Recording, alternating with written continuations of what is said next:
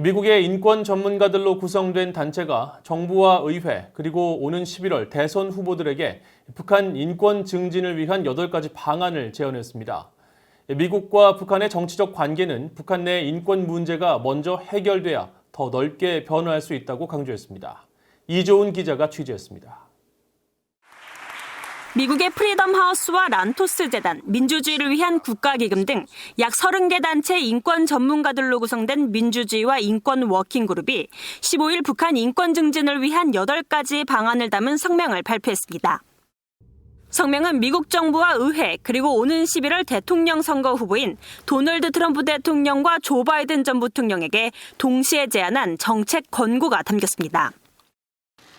이들은 성명을 통해 2017년 트럼프 대통령 취임 이후 3차례 미국 정상 간 만남에서 북한 인권 문제는 뒷전으로 밀렸다면서 북한 내 인권 상황은 계속 악화되고 있다고 지적했습니다. 그러면서 향후 미국과 북한은 정치적 관계에서 더 넓은 변화가 필요한데 이는 인권 문제가 해결해야만 가능하다고 지적했습니다. 대북 제재 완화와 외국인 투자는 인권 문제에 대한 관심 없이 이뤄질 수 없기 때문이라는 겁니다. Well, I think our main issue is promoting a human rights dialogue between our government and the North Korean government and, all of the diplomatic efforts.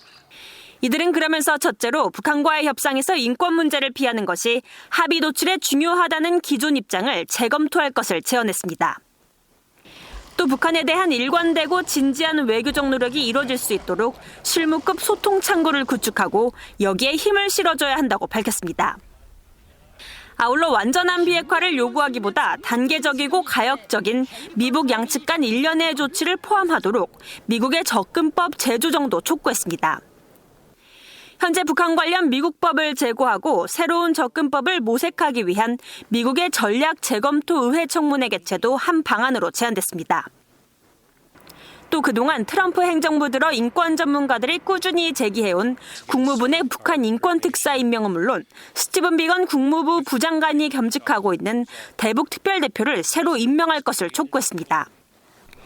이어 인권 문제 해결이 포함된 북한과의 비핵화 합의 도출을 위한 지속적인 의회의 지원도 촉구하면서 김정은 위원장이 트럼프 대통령과의 관여를 통해 갖게 한 성공적 기대감으로 높아진 북한 주민들의 기대를 최대한 활용할 것도 제안했습니다.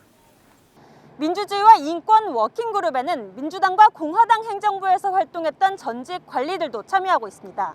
이번 제안에는 북한과의 협상 파트너로서 한국과 관여하고 최대한 중국의 협조를 이끌어내는 것도 포함됐습니다. VOA 뉴스 이조은입니다.